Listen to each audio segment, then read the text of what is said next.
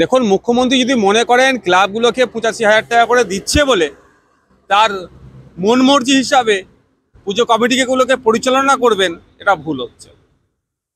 উৎসবে কে ফিরবে, কে শোক জ্ঞাপন করবেন, কে শোকে থাকবেন, সেটা মুখ্যমন্ত্রী ঠিক করে দিতে পারেন না। কারণ আমার ধর্মীয় আচরণের ক্ষেত্রে সংবিধান আমাকে নিজস্বতা দিয়েছে, সংবিধান উল্লেখ করে দিয়েছে। সেই আর্টিকেলের উপরে মুখ্যমন্ত্রী কোনোভাবেই হস্তক্ষেপ মেনে নেওয়া যায় না। আজকে সারা রাজ্যের মানুষ, শহরের থেকে শুরু করে মফস্বল এলাকার মানুষ, তিলোত্তমার সাথে যে অন্যায়, যে পাশবিক অত্যাচার হয়েছে, তাকে খুন করা হয়েছে, ধর্ষণ করা হয়েছে, এর প্রতিবাদে রাস্তায় নেমেছে এবং বিচার চাইছে। এখন সবাই আছে শোকাগ্রস্ত অবস্থায় আছে। এখন উনি শুধু এই যে প্রোটেস্ট, এই প্রতিবাদ হচ্ছে, এই ত্রাণ যাতে ঘুরে যায় সেই জন্য কথা বলছে। আমি আবারও বলছি, বাংলার মানুষ উৎসব পালন করবে কি শোক জ্ঞাপন করবে সেটা তাদের উপর ছেড়ে দেওয়া হোক। রাষ্ট্র কোনো মতেই তাদেরকে যদি পরিচালনা করার চেষ্টা করে তার ধর্মীয় আচরণের ক্ষেত্রেও সেটা ভুল পদক্ষেপ হবে, যার খেসারত কিন্তু রাষ্ট্রকে বা রাজ্যকে আগামী দিনে দিতে বাধ্য হতে হবে। আগামী দিনে যে পুজোর মরশুম আসছে, সেই সময় কি এই যে আন্দোলন চলছে সেটা কি আরো বেশি জোরালো?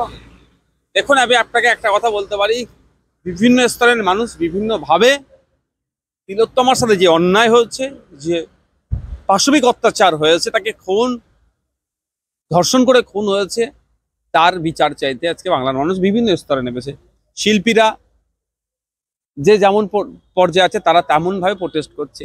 আগামী দিনে দুর্গা উৎসব আসছে বা বিভিন্ন ধর্মীয় উৎসব যেগুলো আসছে, তারা তাদের মতো ভাবে হয়তো প্রোটেস্ট করবে।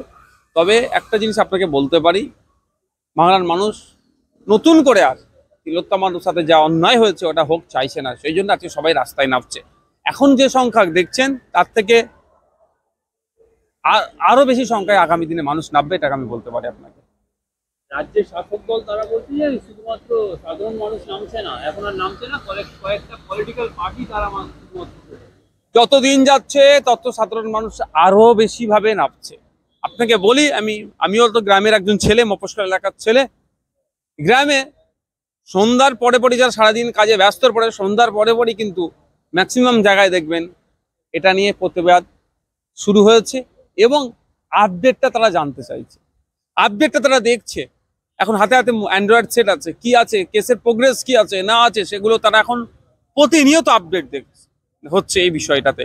অর্থাৎ তারা সচেতন হচ্ছে, কারণ প্রত্যেকের বাড়ির মহিলা সদস্য আছে, তাদের বাড়ির মহিলা সদস্যকে প্রোটেক্ট করার তারাও দায়িত্ব মনে করছে। এই কেসটা যদি সঠিকভাবে বিচার হয়ে যদি সর্বোচ্চ শাস্তি পায়, তাহলে ওর বাড়ির প্রত্যেকের বাড়ির মহিলা সদস্যগুলো একটু সেফ থাকবে।